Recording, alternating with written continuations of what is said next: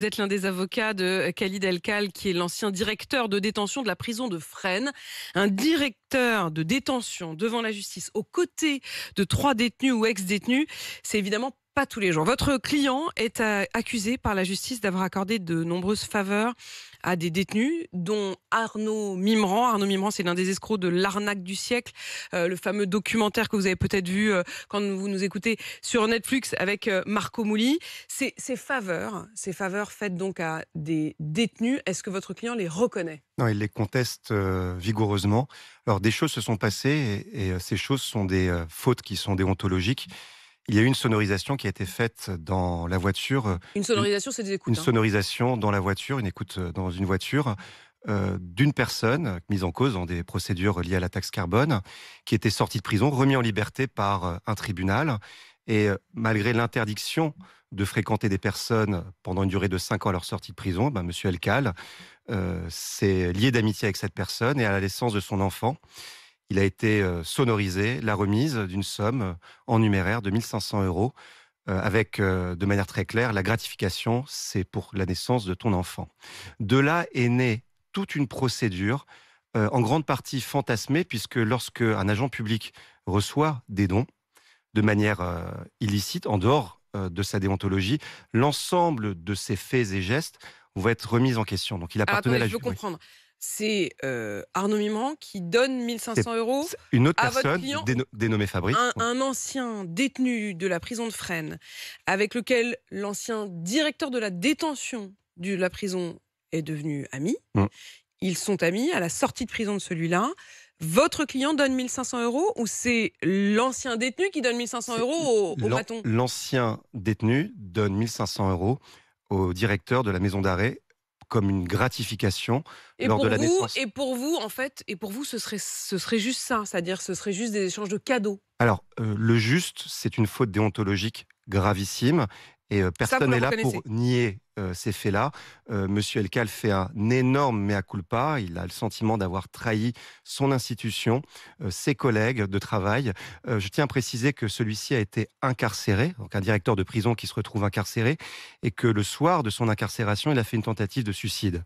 Le psychiatre qui l'a examiné en urgence a mis sur certificat médical sentiment de culpabilité. Sentiment de culpabilité, donc vous dites là, on reconnaît que toucher 1 500 € sous des ans de cadeaux de la part d'un ancien détenu, ce n'est pas bien, mais vous ne reconnaissez pas ce que disent d'anciens détenus. Il y a eu des extraits d'écoute justement d'Arnaud Mimran qui dit ça change tout, moi je fais ce que je veux ici. En vérité, c'est la meilleure tôle.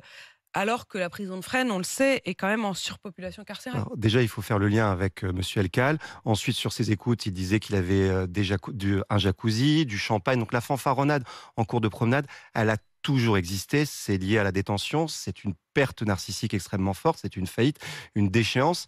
Et comme disent certains de mes clients, lorsqu'on est en cours de promenade, on a l'impression d'avoir 200 avocats qui parlent. Donc on fanfaronne, on prétend connaître les juges, on prétend connaître le directeur, etc., etc. Moi, ce qui m'importe, ce sont les faits. Ce ne sont pas les mots, ce sont les faits. Il n'y a aucun lien entre Monsieur El-Kal et une quelconque faveur. Par exemple, on a accusé Monsieur El-Kal d'avoir permis à Monsieur Mimran de pouvoir prendre une douche tous les jours. Dans le dossier, il y a un certificat médical, donc un médecin qui a autorisé Monsieur Mimran, a déclaré même nécessaire Monsieur Mimran de prendre une douche tous les jours. C'est pas Monsieur El-Kal, c'est un médecin. Donc il n'aurait fait qu'appliquer ce que lui demandait le médecin. Monsieur El-Kal n'est même pas, est totalement étranger. En quoi un directeur de prison va se soucier des douches ? Il y a un règlement intérieur au sein de la maison d'arrêt de Fresnes. Les choses sont assez rodées et il n'y a aucune démonstration dans le dossier pour considérer que Et Monsieur cette El-Kal a enveloppe de 5 000 €. En fait, c'est au total. Il y a 5 000 € qui ont été donnés par le dénommé Fabrice. Ce qui est intéressant, c'est que Monsieur C'est pas El-Kal... 5 000 € juste pour la naissance de son enfant. J'en sais rien. Mais en tout cas, lors de la dernière remise, ce que dit Monsieur El-Kal, ça s'est sonorisé, et c'est dommage que les juges ne l'aient pas relevé. Arrête tes bêtises. C'est Monsieur El-Kal qui dit ça au dénommé Fabrice. Cette enveloppe, elle n'a pas été dépensée. Les dernières remises sont en janvier 2018. Monsieur Il y a eu El-Kal... plusieurs remises. Il y a eu 3 remises, il y a eu 7 rencontres, et sur les 7 rencontres, qui sont amis, donc ils se rencontrent régulièrement. La justice parle quand même de pacte de corruption. Alors vous êtes dans votre rôle, vous êtes avocat, j'ai envie de vous dire, vous êtes en train de défendre votre client. Enfin, la justice dit que c'est pas juste, on se croisait, il me donnait une enveloppe et je savais pas ce qu'il y avait dedans. Alors, la justice, elle a un devoir, c'est démontrer le pacte de corruption. Donc un pacte, ça veut dire qu'il y a un don, mais il y a un échange.